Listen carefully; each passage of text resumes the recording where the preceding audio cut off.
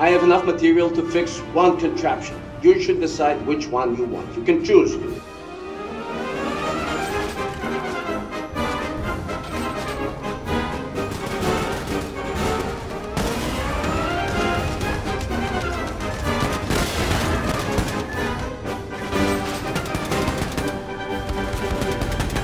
Hell, say what you want about the Nazis, but they make a damn good pair of battle stilts. And say what you want about Hitler, but he sure did make the trains run on giant rockets. Oh yeah, that's right, it's 1961 and the Nazis have taken over the world. That's right, I forgot I was playing Wolfenstein 2. Actually, is this even Wolfenstein 2? I actually think it's Wolfenstein 10, but who's counting? Anyways, I'm just gonna give everybody on this train a complimentary Darwin Award anyways, which is kinda disingenuous because I'm probably gonna kill everybody on this damn train to start out with, starting with this officer, because as we all know, when you gain any rank in the Fourth Reich, you gain telepathic powers that allow you to warn every single other Nazi in a 5-mile radius. Achtung, Achtung, Terrorblasgewicht ist hier, tot ein Eindringling! But before we get into the eccentricities of the stealth system, or the devilishly poorly designed weapon select system, or the weirdly politicized storyline, let's start out with the basics. If you played any amount of Wolfenstein 1, you'll know that the year is 1960 and the Nazis have taken over the world. Fortunately for you, you're B.J. Blazkowicz, 250 pounds of Nazi-killing muscle, and you're here to stop the Nazi government in its tracks using mild cover mechanics, dual wielding, and no regenerating health. Or at least, very little regenerating health. At its best, Wolfenstein The New Order worked as a brilliant mashup between new and old. You had to find health kits in the field, but your health regenerated a little bit when you were totally dry. All the weapons were realistically depicted, you could aim down their sights and lean around cover, but you could dual wield them and grab up any extra health to go into overdrive to slaughter as much as possible in short bursts. The story was just as much of a brilliant mix as well, an over-the-top alternate history where the Nazis won World War II using stolen, super-advanced Jewish technology. It treated its world super seriously, but had cartoonishly absurd characters and situations. The Nazi mad scientist, nigh alien genetically engineered super soldiers, and walking tank dogs, but all rendered as if they were actual things. Absurd, almost dreamlike or nightmarish settings, melded with down-to-earth characterizations of over-the-top characters. It was a game that starred a man named B.J. Blazkowicz, Nazi killer supreme, the perfect star of a dime store boys adventure magazine, who had the internal dialogue of a Tim O'Brien or Ken Burns, ruminating on survivor's guilt and the bleak terror of war. Every element of the narrative focused on trying to get the player into BJ's shoes, about what a world would look like where the Nazis had actually won, 20 years after their victory, complete with fascist reimaginings of the Beatles and jazz, and about the amazingly uphill battle it would be to try and actually resist this apparently worldwide monolithic government. Well, that was then, and this is now. 4 years later, and it's sequel time. One might expect a sequel to a game to be better in some ways. Better gunplay, more tactical options in combat, a totally new game mechanic maybe, and at the very least, a continuation of the story that began in The New Order, but with the quality maintained, maybe ratcheted up a bit for the sake of continuing the story that left off with BJ waiting for death in a cold, lonesome tower. Well, let's see. The gunplay is mostly the same. Oh, who am I kidding? You have battle stilts. But okay, let me start off with the laser rifle. Instead of getting the laser Kraftwerk as a default, it's locked to the Fergus timeline. There aren't really puzzles anymore, just different ways of exploring the levels that come in several varieties. The laser Kraftwerk with Fergus, a Diesel Kraftwerk that Wyatt gives you can blow up certain hatches as well as Nazi scum, and then 3 mid-game upgrades, a future football suit that lets you ram stuff and break down weak walls, a future corset that lets you squeeze into small vents you ordinarily couldn't, and mega battle stilts that let you be awesome, as well as reach tall cookie jars on level exits, and slam down on people from high above. Oh, ho, ho, ho, little man, you thought you had cover? Well, what do you say to a giant? Ho, ho, ho, ho. The guns you get themselves have gone through a slightly industry-standard change as well. Instead of being just tools of carnage, your arsenal has a more personal touch now, thanks to an upgrade system. Like the super laser in the first game, you pick up upgrade kits in the field, and you can apply them liberally to your guns.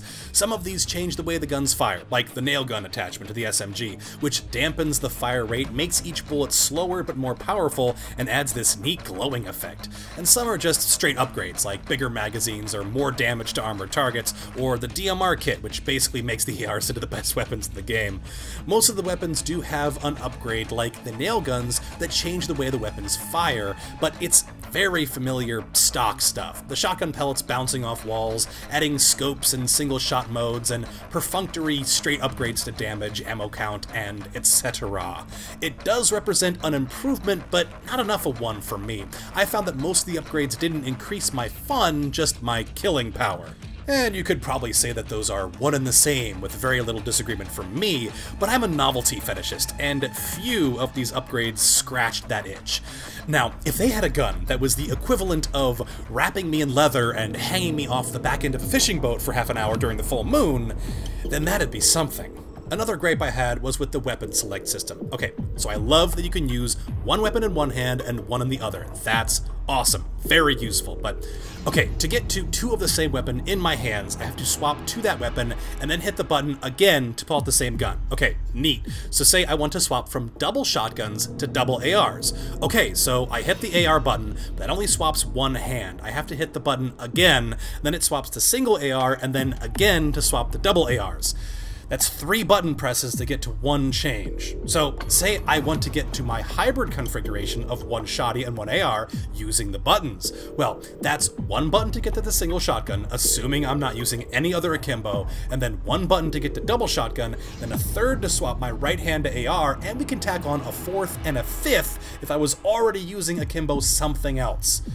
This is absurd, and the weapon select wheel? It was fine in Wolfenstein, and I get how this double wheel system is the way you're supposed to change hybrid selections, and it works great for consoles with 2 thumbsticks, I'm sure. But on the PC, this is so frickin' messy. Jesus. Just let me use the old weapon select from the new order, stop time while I'm doing it as a default, not as a perk, then hit 1 button to transition one hand to another gun. That's it. I don't care how much you can upgrade the guns, you're having to perform half a Swan Lake on your keyboard to get to the damn things. But even though it's harder to select them overall, all of these guns are my babies, and I really don't like my babies to run out of ammo, or even worse, get taken away for reasons beyond my control. Wolfenstein 1 had the, as far as I'm concerned, fairly bad habit of having BJ climb up this mountain of guns, and then have the conclusion of the mission justify taking them all away. Frequently, BJ would be captured by enemies, or jump out of exploding vehicles, and all of your guns would be gone. Then you would start out with a knife and a pistol, a la Wolfenstein 3D, and slowly climb that mountain again, usually getting a little higher each time. From a design perspective, it is easier to create levels when you know exactly what your players will have at the beginning of them. You'll know exactly what you can throw at them and what they can take. It also stretches out the length of the game. You feel like the game is longer when you're constantly on the lookout for new guns. If the last 4 entire missions had you with an entirely full inventory, New Order would probably have felt a lot longer and more tiresome. Instead, you feel much more like you're always scanning, always having to scrounge from the Nazis to keep one step ahead, always looking for an edge. Wolf 2 does away with all of that. You keep your weapons from mission to mission far more reliably. Even your total ammo count stays the same. So if you're running dry last mission, it's gonna be wise to stop off at the armory before you go on another one. When they're all ammoed up, the guns are all really punchy and feel and sound great. The enemies have armor you can knock off, each gun has its own place and function, and the moment-to-moment gunfighting was really superb, even if not as tight as when they were taking your stuff away all the time. It's good you have all these weapon upgrades and a little bit of ammo micromanagement, because Wolf 2 very quickly reaches a zenith in terms of weapons and the enemies you're intended to defeat with them. While the super soldiers and mega robots were mostly a late game treat as a regular enemy, Wolfenstein 1 doled out enemy types much more slowly, often treating them as very memorable mini-boss battles. Wolf 2 does do this on at least 5 occasions, but these fights were usually over very quickly, since the enemies you fought had very exploitative unavoidable weaknesses. The large robots, which get pulled out several times past your first encounter, you can kinda peek out just a little bit and wreck one arm and then the other, and as long as the middle eye doesn't see you, oftentimes the robot won't even react. The flame dogs turn really slowly, and they have these giant red fuel tanks in their backs that just let you, well, you know. Each time these enemies are dealt with like they were boss battles, it was a little bit disappointing because we all know exactly how to beat them. Even from the first game we know how to beat them, and we're not seeing anything new. The super soldiers, which you start fighting almost immediately after the first cutscene, get kinda stun-locked when you connect with hits, particularly to the head, so it's simple enough to just pin them down and kill them very easily. Then you can shoot their super backpack to, of course, explode them into messy chunks, including all the armor they were wearing, which you can slurp up at your leisure, bringing you right back to the same level you were at to begin with, making them almost less unstoppable human tanks and more delightfully aggressive health dispensers. The new imp-like robots enter the game fairly quickly as well. They climb walls and shoot rockets, but die fairly easily, very similarly to imps from last year's Doom. They can catch you off guard, but in a stand-up fight, they're pretty easy to topple. The addition of super soldiers and giant robots in the early middle of the game meant that they were necessarily easier opponents. The early introduction means that each enemy type becomes just a regular type earlier, which creates a mid-game menagerie with crazy robots, flame-shooting dogs, flying laser drones, and super soldiers all hitting you from different angles.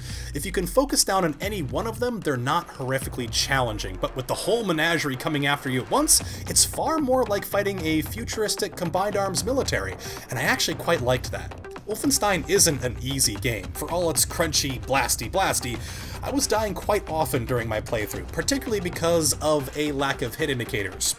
It's probably because your health versus your armor is around 1/5 of your total health pool for around half the game, and I'm pretty sure that, like in Wolfenstein 1, you're only getting hit indicators for health damage, or at least a significant one. So you're taking cover and making pot shots, and some dude sneaks up behind you and is emptying rounds in the back of your head, but you don't really notice until you're almost dead, because reasons. Plus, the indicators that you do get are way too small and still go practically unnoticed.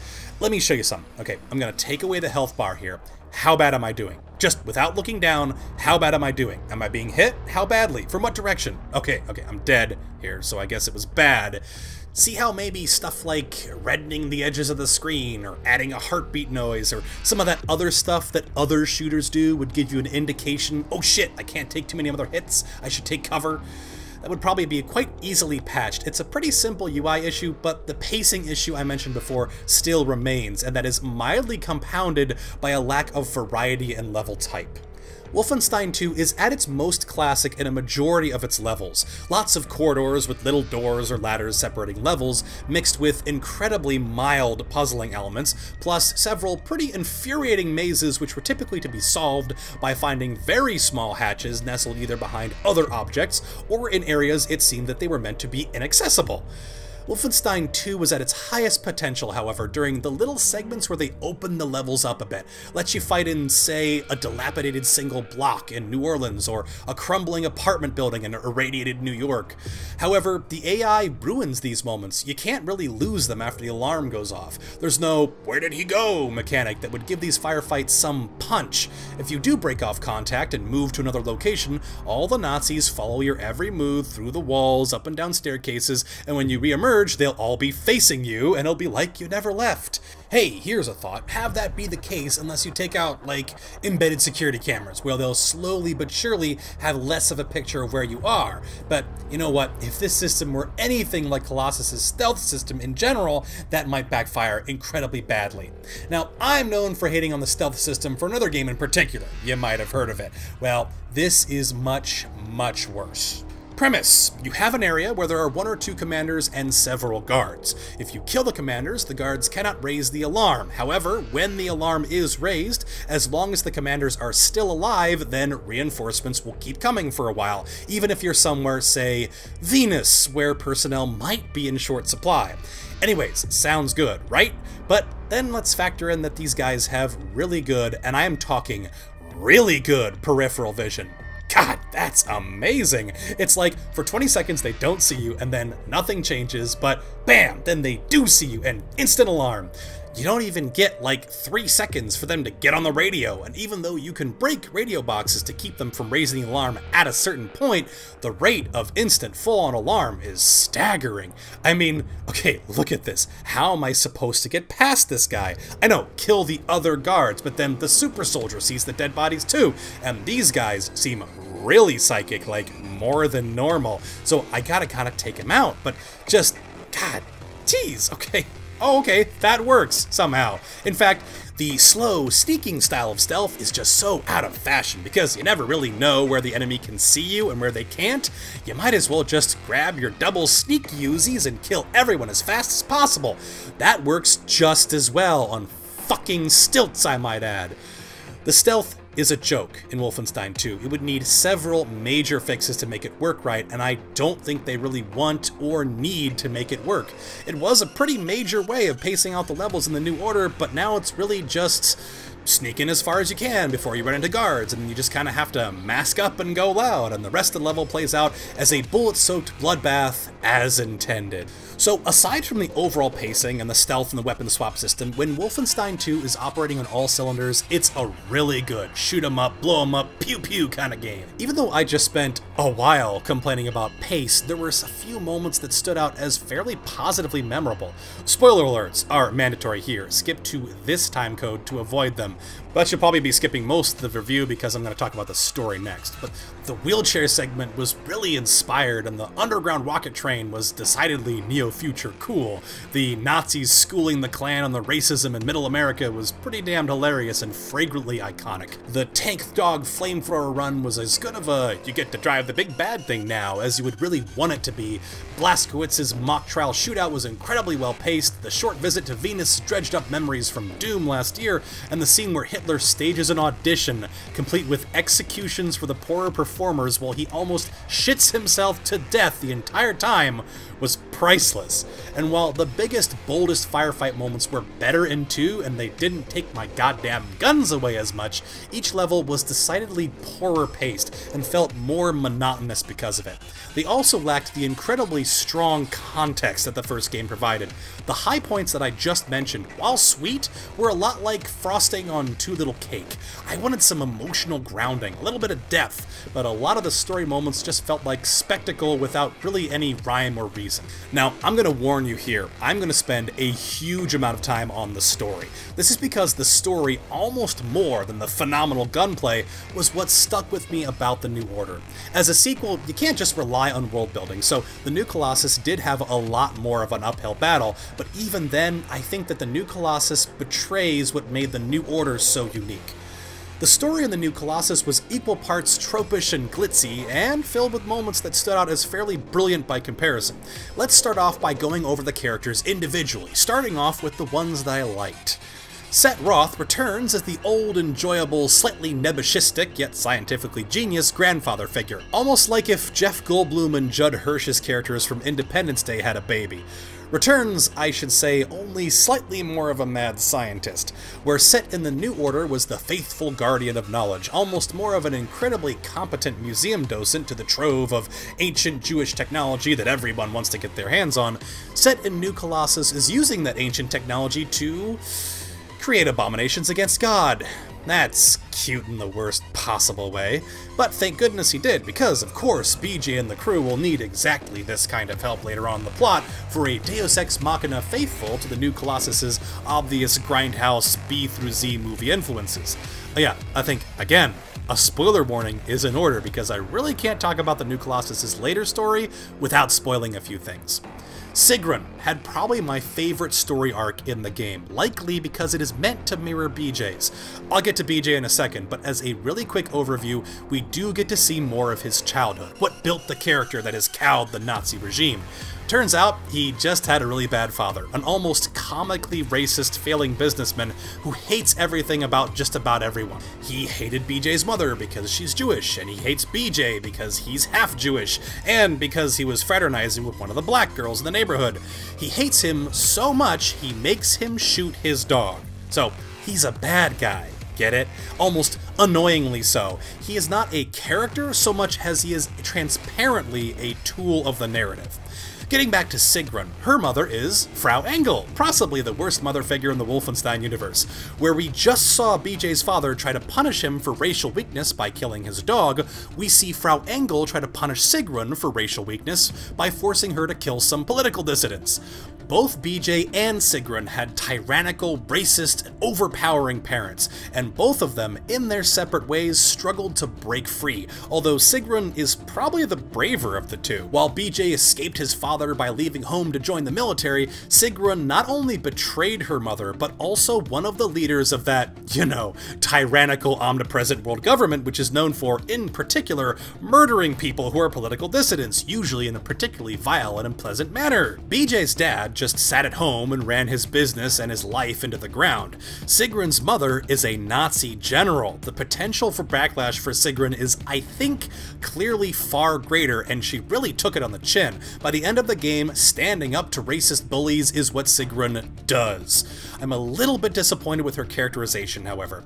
BJ's upbringing turned him into a muscle-bound man of iron, secure in his convictions and never afraid to put his life on the line for a cause greater than himself.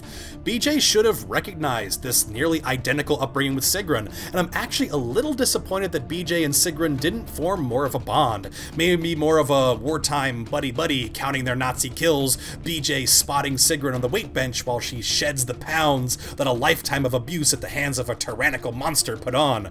I kinda wanted Sigrun to finish out the game a little more like BJ, more of a confident badass, but she never really stopped being a blubbering, simpering mess. She did, however, have a really good character arc. She started the game as being somebody with principles who didn't stand up for them or for herself and allowed herself to be a part of untold atrocities. After her break from her mother, she joined the resistance and now stands as a far more confident woman who, despite her upbringing leaving residual foibles in her personality, knows who she is, what she wants, and can stand up for herself, even if she does need a few boxes of tissues along the way. Frau Engel was, as usual, a creepy bitch, more so now because of her facial scars rather than her lecherous fawnings over an obviously younger man. She was a great villain in the first game, but 2 whole games chock full of Frau Engel kinda put a damper on the lady. This is somebody that, like the Joker, you've beaten multiple times already and crushed the face of with a giant robot. Aside from the fact that she keeps killing your friends, you don't have any second guesses when it comes to the inevitable fact that you will be beating her again. I really liked her interactions with her daughter, but those lasted around 15 minutes a cutscene, and for the rest of the game, she's just an overconfident, non-mustache twirling villain that you don't really interact with that much, probably because even with the amount of stage time she does get, she's on the very edge of being overused. And that's the end of the positive characterizations in this cast. The rest of them are just kinda awful people. That's a shame, because I really got to like a lot of these guys in the first game. But we have to start somewhere. Let's start with Anya, somebody, again, I really liked in the first game, and now she's pregnant with BJ's twins, and that's something you will never, ever be allowed to forget. Okay, I'm saying it now, somebody at Machine Games has a serious pregnancy fetish. Like, I've done every other depraved thing I can think of, and this is the only thing that gets me off anymore, kind of serious. Well, at least they're not intentionally throwing Anya into combat. Oh wait, they are. Why would BJ consent to having the mother of his children put on the front lines? Well, that's because she's a strong, powerful woman, intelligent too, a nurse even. A nurse should know better than this. Okay, I get the whole girl power, I can do whatever I want, you're not gonna let your limited gender roles stop me, Mr. Man thing. But seriously, it's a bad idea to put a pregnant woman on the battlefield when you have literally any other option. There's like 40 people on the U-boat, and you're telling me you're sending not only the second of your only 2 medical personnel into the front lines, but also your chief communications officer, the person who probably has all the operating codes to the giant U-boat you guys have been living in. Possibly the one person other than that black supremacist hacker and Grace who would be the worst to have captured. And she's pregnant. With all those barrel rolls and the diving and the jumping, yeah, your kids are probably stillborn, BJ, and it's not like you're gonna have that much time to reseed Anya with your own genes for much longer, but let's not spoil anything so soon. Don't favor Anya as leader of the resistance? Want someone with more edge? Oh gosh, let's go with Grace, leader of an American Black Power movement. What are her defining characteristics? We've been fighting every day, Blazkowicz. White America, though? They done packed up and given in. See, I guess they don't have the fighting spirit. Nah, they just do whatever the Fuhrer tells them to do. She had balls of steel. Balls. Why is it that balls are always used as some default definition of badassery? Small, little, delicate things. Resting all snug and warm and cozy and comfortable in their little wrinkly wrapper of skin. Hey, you white boy. All right, listen up, people. White boy here is gonna show you where to set up shop. Need your Nazi eyeballs on this one. I am not a Nazi. Whatever. Please stop calling me a Nazi. Oh, I'm sorry. Did I hurt your Nazi feelings? Suck it up, princess. You still here? Permission to shut down the automated defense systems. Well, all right. Now, off, Nazi. Like I was saying, we are gonna find that bitch and we are going to take her Grace! out. What? Alright, ignorant, man-hating, racist bully! We love Grace. Great name, by the way. Really describes someone with the social tact and magnanimous air that this person has. See, when she bullies other people with her racism, it's meant to be cute, endearing, charming. Almost everyone on the boat just takes her personality quirks as something normal. Yes, Grace, you were right to call us crackers. We deserve that for being white. At least the writers gave her some in-script comeuppance. And what does Grace actually do? Well, she has some on-the-ground intel and she talks a big game about killing Nazis, but mostly she really just likes to pose with guns and say shit about the revolution. But when it comes time to actually revolve, Grace always seems to be able to find an exit. Hey, Blazkowicz, you cover our retreat. Hey, Blazkowicz, go kick down the hold and find the Nazis hiding in this absurdly huge U-boat we're all in. God damn, even Caroline had a great scene where she kicked some Nazi ass, and she was in a wheelchair, Grace. The only time I remember her actually killing a Nazi was this guy, while he's sleeping. Very courageous, Grace. Really, when you thought you couldn't do anything else to make me dislike you more. Hey, here's an idea. You've got this pregnant woman doing cartwheels around the ship and other stuff. Why don't we swap Grace and Anya? Hell, even make it obvious. Grace is a mother too. Why don't we have a scene where Anya wants to go into combat, but Grace holds her back, says something about how she knows how it feels to be pregnant but to think of her baby, and then goes in instead and actually kicks some ass. At this point, Grace just seems like a fashionista revolutionary, very willing to run her mouth about toppling the Nazis, and very willing to let other people do her dirty work in a world of dirty work. This actually brings up a big issue with the storytelling in the new Colossus as a whole. Grace talks a lot about how the Nazis have been putting the black man down, with the help of the Ku Klux Klan no less, but for all of this talk, we don't actually see it happen. This is really important. When you have the option to show, don't tell, especially in a visual interactive medium like gaming. You had all the opportunity in the world to show stuff, like the first game did. Grace says the KKK are oppressing black people. Show us some black labor camps. Show us the KKK lynching black people and bringing slavery back like they've always wanted. It's not like I want to see lynchings, but this is going to provide context, and it's going to provide motivation. Here you have the Nazis, a villain who are known for primarily one thing: putting people into camps and exterminating them there and then in the street, and we never see that. The only scene where the Nazis kill people in front of you is the first scene in the game, and like, yeah, you're their enemies, they want to kill you. But this is leftover plot from the first game, and yeah, we saw a bunch of labor camps and executions in the first game, and it's not good enough to leave it just at that. The scenes of vile crimes against humanity in the New Order gave the plot a kind of desperation, like, if you don't fight, this is going to happen to you. Hell, this still might happen to you, but you have to fight it to stop it here and now.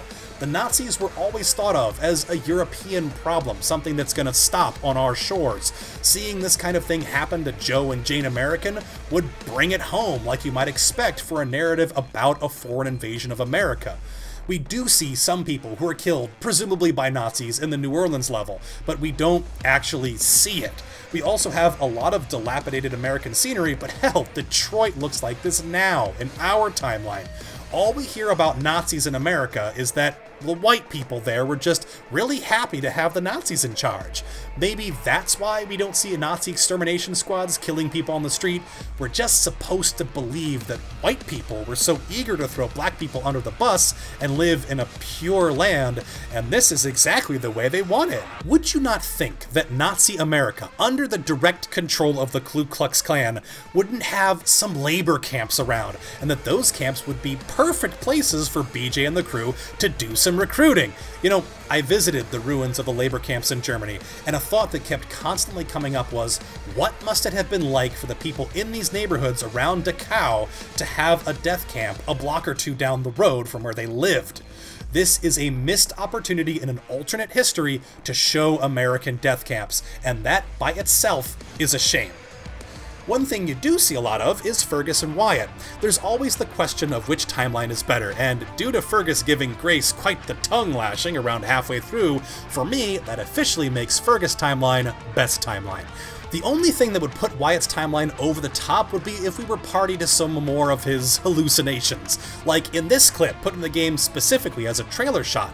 You know, I was kinda looking forward to more of these crazy, hand-animated hijinks, but I guess the guys at Machine Games really only wanted us to think there were going to be more of these, but there was really just the one. Here's Wyatt's arc. Caroline's spoiler alert happens, and Wyatt starts freaking out about not being a good enough leader, about life and death and an uncertain future, and deals with that by taking mysterious drugs Jay left behind, turning him into a totally rad hippie who could see the universe, man.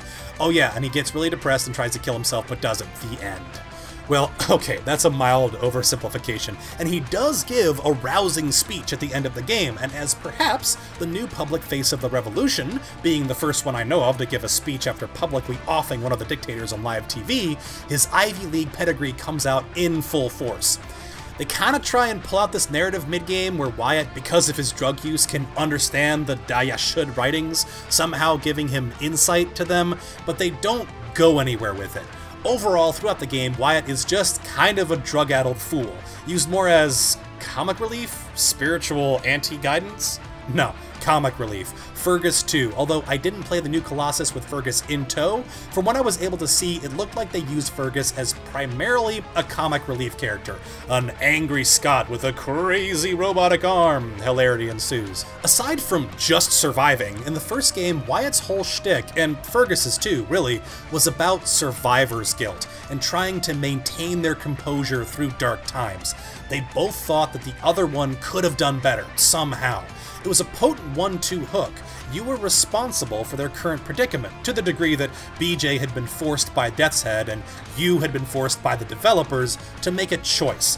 Now, everybody has to live with that choice, and it wasn't that they blamed you necessarily, but it was another dark decision among so many others that had now taken on a personal touch.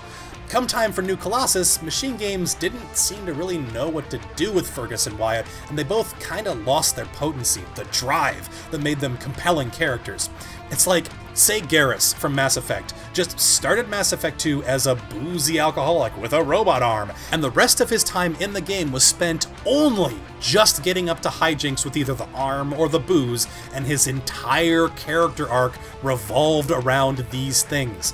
They might have two scenes where he and Shepard share a moment that has something to do with their actual character, but now you've taken one thing about their personality and made them into a caricature. That's what made the New Order so great. These characters are caricatures. The angry Scot, the battle virgin Ivy League dropout, the Nazi mad scientist, the muscle-bound FPS protagonist. But the entire time, they were trying like mad to either subvert these tropes or battle above them.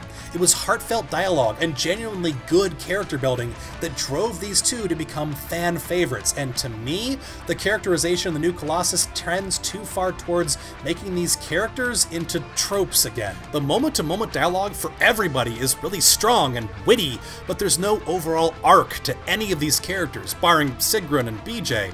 During the beginning, Wyatt had a moment where they commemorate the loss of Jay, well, let's just say Jimi Hendrix, and I was like, yeah man, that felt real, that felt good. But then Wyatt finds the drugs and spends the rest of the game tumbling around the U-boat chasing after fairies that we can't see, by the way. I'm not letting that one go. For almost the entire game, we just have this hallucinating idiot who is taken to using 60s drug culture vernacular. Hey, crew, groovy, gnarly, I can dig it, lay it on me, brown sugar, daddy-o, whatever. We have one moment at the end of the game where a post-trip Wyatt is starting to realize that without that thin veneer of escape, it's goodbye Moon Man. He tries to kill himself, and BJ, with all the grace and tactic and muster, punches him in the face. That's how you deal with mental illness, kids. Punch it in the face. And that's it. Those two scenes were all that we get of a genuine experience with Wyatt. And I get it, he's an increasingly smaller part of a growing cast of characters who all need their own fleshing out, and that's why I feel that every scene where Wyatt is just flying around the clouds is a wasted one. Fergus too, they both kinda struggle with the saddles of the narrative places on them. Fergus with the arm and Wyatt with the drugs and some depression. They're really just window dressing. They're there to remind you that, hey, remember Fergus from the last game? Wasn't he fun? Now you get to see him with a robot arm that hates him. That's hilarious. That might have been why there weren't any choices you had to make in this game either. Maybe because they didn't want to Mass Effect themselves with shifting timelines based on a new multiplicity of junctures in any sequels. Did you save Fergus, chop down the poplar tree, and save the Nazi turncoat? Well, turn to page 86, and did you do all of that and drink the milkshake? Then turn to page 103 and read on, only this time with $25 million funding each different narrative. No. Instead of choices, you get every gamer's favorite narrative tool, lock you in a box with a button you have to press or the game won't continue. Where something like saving Fergus or Wyatt has real gravitas, a real twist in the narrative, doing something like, oh, I don't know, locking you in a room with BJ's turncoat father who has a double-barreled shotgun with a seemingly infinite set of shells and won't let you go until you kill your old dad. Well, that just feels like a cop-out, at worst, a cynical trick. They want you to feel responsible for a narrative decision that they've made, but they want you to make you feel like you did it. You stabbed your dad in the chest with an axe. You killed Frau Engel. You picked the only real option when it came time to pick an upgrade. I mean, extra armor or freaking battle stilts. Come on, guys, false choice. I thought that the opening scene, where your dad tries to force you to kill your dog, but you can kind of cheat the shotgun to the side and miss, was a reasonable compromise. You don't have to click your mouse and kill your pup, but the dog dies anyways, and your father's guilt is assuredly proven. These locked-in-a-box moments, and there were 3, I think, were again just plain lazy, and lacked the, dare I say, ingenuity of the previous games. Having somebody point a gun at him hasn't stopped BJ in the past. I think there could have been a good moment where the player truly made a moral judgment. You've seen everything that BJ's father has done to him over his life, and now he's betrayed BJ to the Nazis. The most recent in a long line of betrayal of his role as a father, of literally selling his wife to the Nazis, and now to BJ. I've said it before, but Rip really is a hollow caricature. He is a tool of the narrative. He is there to point at and say, Rip is bad, Rip is racist, Rip is everything wrong with white people. Don't be like Rip, be like Super Spesh. Be hip, don't be like Rip. In order to try and make him a little more three-dimensional, there was a single precious moment where Rip arms BJ with a gun and helps him to scare his imagined monsters out of the house, showing BJ to stand up to his tormentors, real or imagined. Rip may have been an almost comically heartless bastard, but in the end, he made BJ who he is today. I think he wanted BJ to grow up to be a man who would make the world his bitch, and that's exactly what BJ became. Now, you choose, in exactly the same way as you did in the first scene. Your father is on the phone to the Nazis. Shoot him with that same goddamn shotgun he used to kill your dog and stop the Nazi attack, or let your father complete the call and prove that you're a better and badder man than he is. Let him see the Nazis tear the house he worked a lifetime to build apart and watch his son climb the Nazi war machine and tear it apart with his bare hands. Which is better revenge? Well, you don't get to make that choice. Nope, chop your dad, do it or you can't continue. We're the best developer. So, back to the characters. These new characters that we're writing on to provide dramatic depth. These new characters that we've sacrificed quality time with fan favorites for. Well, there's Paris Jack, a jaded anarchist clarinet player who blames white America for the ease of the Nazi uprising while playing jazz to soothe the nerves of his fellow revolutionaries. Now, where have we seen that before? Oh yeah, it's Jay from the New Order, only with a slightly more communist bent. The only thing they teach you in school is how to be a good slave to the system, son. Although, I didn't see old Paris Jack play a clarinet solo of When the Saints Come Marching In so loud that all of occupied Middle America could hear it as a tactic to slow down the Nazi attack so his friends could escape, so he's an imperfect clone at best. There's also Super Spesh, another essentially comic relief character who is, on the one hand, a fervent conspiracy theorist, and on the other hand, a stumbling, bumbling butt of every joke. Only, I didn't really find him funny, just kinda like, oh yeah, right, it's that guy. He's still here. Oh yeah, and him and Grace are together. Kinda makes sense that the only man that Grace would be with would be one that would never stand up to her. I'm sure he means well, but he's drawn as an impotent caricature who almost does more harm than good by his very presence. Speaking of communists, Horton Boone, another in a long line of people we're only really with because we share a common enemy, is apparently a communist preacher. That makes as much sense as a vegan butcher. You know they killed or exiled religious leaders in Bolshevik Russia, right? But here you are, and I get it. You're what I was talking about. An obvious trope who is trying to wholeheartedly subvert yourself. I will admit, it was pretty funny to hear a character say, in a deep southern accent, stuff like, I would like to point out that the proletariat has been held down far too long by the bourgeoisie, I reckon. Now, let's get some of your boys together. You get your truck, I'll get my 22. Let's bring down the oppressive capitalist regime, what pilfers the labor of the downtrodden workers. Yeehaw!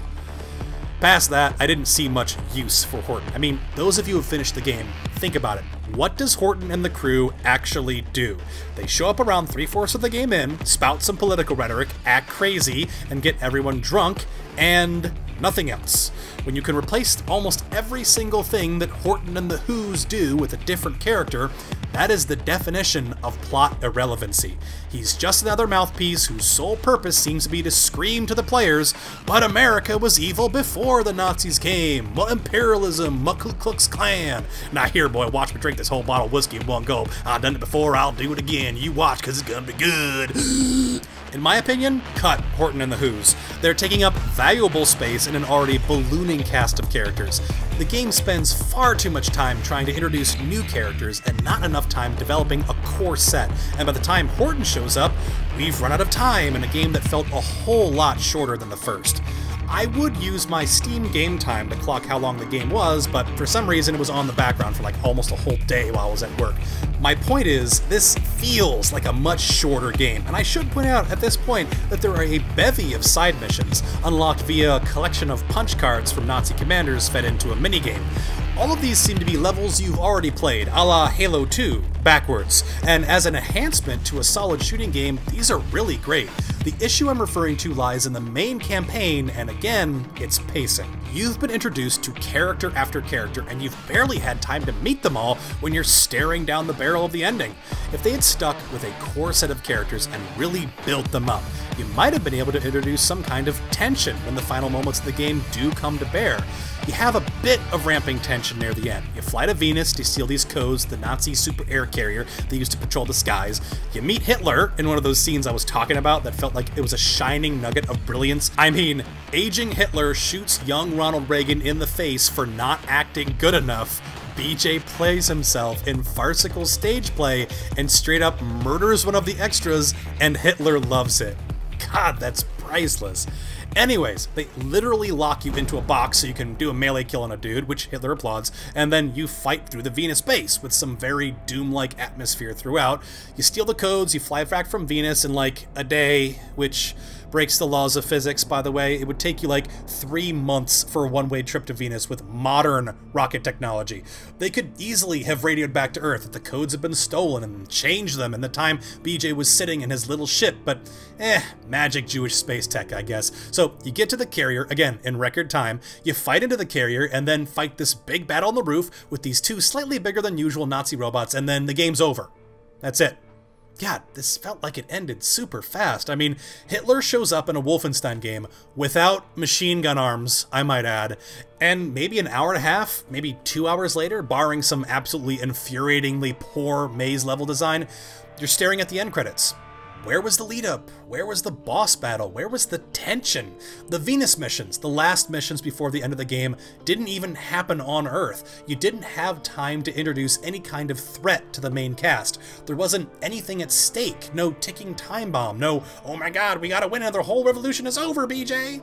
I mean, that stuff is tropey, but that's Wolfenstein. I think I've shown that Wolfenstein is at its best when it takes a common trope and makes it feel new again. Why wasn't Frau Engel in a giant war robot? Maybe it was because, and maybe I'm going out into the weeds a little bit here, but maybe it was because you had this political vision. During the interviews that the writers were doing with Vice, God help us, they mentioned that they were making this game and then Donald Trump got elected and they felt that it had to be something more political. By their own words, it's not a game anymore, it's a statement. That might have something to do with the fact that the last 3 hours of the narrative kind of fell apart. It feels like there should have been around an hour extra at the end of this. Hell, I'm game for a shootout through a television studio, maybe a weird fascist Wild West show, or fascist sci-fi drama, maybe a send-up of Starship Troopers, maybe we're chasing Frau Engel through the studio, but then she gets onto a death machine of some kind, or Hitler shows up with machine gun arms and everything blows up. The only reasons I can think of having the ending be this way is either A, they really wanted somebody killed live on television as their ending, and they wrote their game into a corner because of that, or B, they didn't want a Nazi in a giant war machine, which would be empowering, and we don't want to empower Nazis, would we? Even if it would make a better game, would we? Even if to fight one last battle in a game, one that challenged the player to their maximum, would be more climactic than, again, putting them in a box so they can run forwards and just axe what should be the final boss in the face, would it? And that's the story of the new Colossus, in a nutshell. You took a series that had characters who started as total tropes of the genre, who worked themselves out of those hollow carapaces just to stuff them back in. You had a dual plotline that played the usual false choice developers give to gamers, and really played it out as far as you could, budget allowing, and then followed it up with a game that had no choices, and clumsily tries to tell a story with characters that I find increasingly contemptible in a setting that is becoming less and less about creating a really interesting alternate history, and more about a masturbatory fantasy about how diverse anarchist communists purge a racist America. So in conclusion, I think that the new Colossus, on a purely technical, moment-to-moment level, is a slightly better shooter than the New Order. From a level design perspective, I think it's more monotonous, despite some interesting settings, and an attempt at an almost Dishonored-style branching level design. Story-wise, the new Colossus didn't hit the high that the New Order did, and despite their attempt to tell more of BJ's backstory, and more about the world, which I appreciated, they only managed to create a few extra hackneyed, shallow characters who didn't explore as much as they preached. Overall, this felt more like a sideshow expansion pack done by a different game studio, rather than a full sequel. If this had been a game that didn't have the Wolfenstein name, if it had just told its story in a very short, voice-only way, basically like Doom without demons, this would have been a much stronger title. It was not, however, in my eyes, a worthwhile successor to New Order, and it's a shame because, again, there were some brilliant moments, some really good world building. Worth $60? Not by a long shot. Worth maybe 25 or 30? That sounds a whole lot better. It is a game that I would happily come back to and play some of the levels again, because it is a really damn good shooter. But otherwise, I'll just say, thank goodness for skippable cutscenes.